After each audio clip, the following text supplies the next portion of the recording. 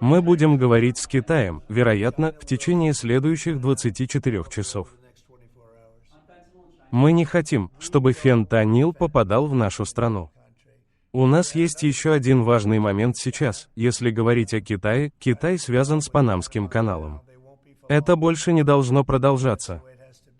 Марко только что вернулся. Как вы знаете, он находился в пути.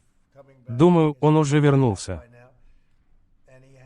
И у него был очень долгий разговор с лидером Панамы, уважаемым человеком, и с некоторыми другими, со всей руководящей группой. И мы пытаемся заключить сделку по Панамскому каналу. Панамский канал был по глупости отдан много лет назад, этого не должно было произойти много лет назад Панаме Джимми Картером и его командой. Мы потеряли 38 тысяч человек, строя Панамский канал, который является одним из величайших чудес света. Это самое большое сооружение, которое мы создавали. Это крупнейший проект нашей страны по всем показателям, включая стоимость. 38 тысяч человек погибли, американцы, все мужчины, почти все, рабочие и строители. Они отправились в Панаму. Комары их доставали. Из-за комаров и змей мы потеряли 38 тысяч человек. Это самый дорогой проект, построенный США. Как самый большой, так и самый дорогой проект, который мы когда-либо строили за 110 лет. На сегодня это эквивалент $2 триллионов. Самый дорогой из построенных нами. И мы отдали его за $1. Мы его отдали, по сути, даром. И мы либо хотим его вернуть, либо мы получим что-то очень ценное взамен, либо мы собираемся вернуть его обратно.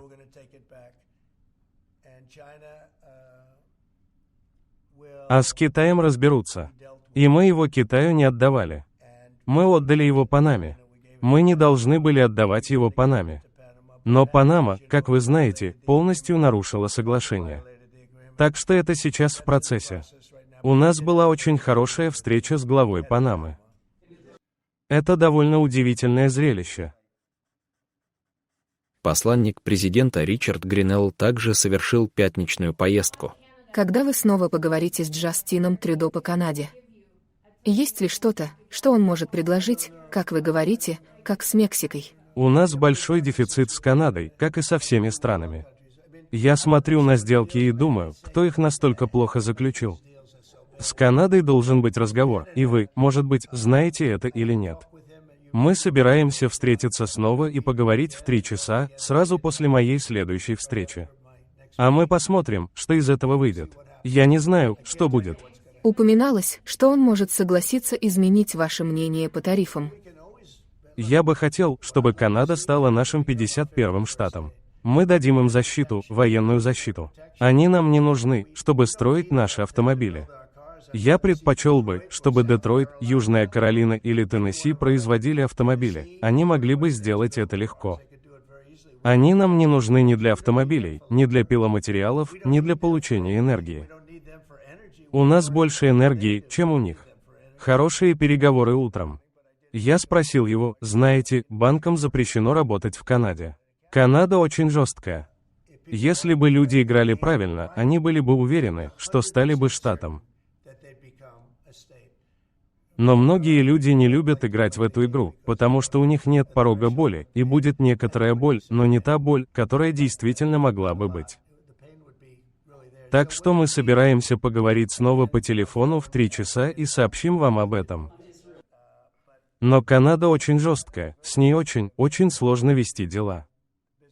У нас был замечательный разговор с Мексикой, с президентом Шейнбаум, женщиной, которую я очень люблю.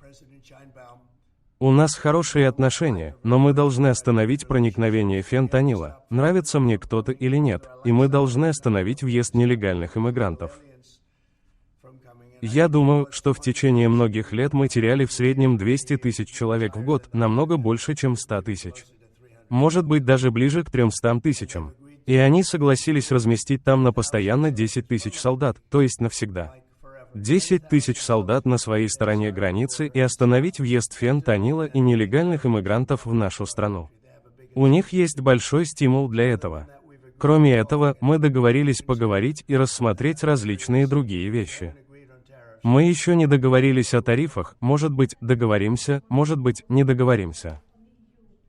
Европейцы годами злоупотребляли Соединенными Штатами, и так дальше быть не должно. И они хотят заключить сделку. Знаете, они всегда готовы и хотят пойти на сделки. Все хотят этого. Они злоупотребляли и теперь хотят заключить сделку. Мы посмотрим.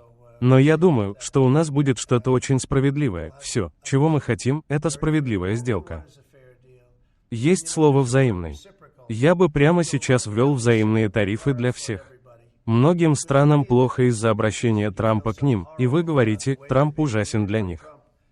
А они взимают с США тарифы. У Евросоюза налог на добавленную стоимость, который зашкаливает. Это то же самое. Возможно, следующие 24 часа. О фентаниле Китая. Мы не хотим, чтобы фентанил попадал в нашу страну. Это исполнительный указ. Он поручает министру финансов Скотту Бизанту и министру торговли Ховарду Латнику начать процесс создания суверенного фонда благосостояния США. Это очень волнительное событие. У нас будет суверенный фонд благосостояния, которого у нас никогда не было. У нас много источников богатства, и за последние 2 недели вы это видели. Мы создавали большое благосостояние. Другие люди, наши предшественники, создали не благосостояние, мы создаем много богатства. Я попрошу Скотта и Говарда высказаться об этом. Да, сэр, это очень волнительно, запустить это. В течение следующих 12 месяцев мы собираемся монетизировать активную часть баланса США для американского народа.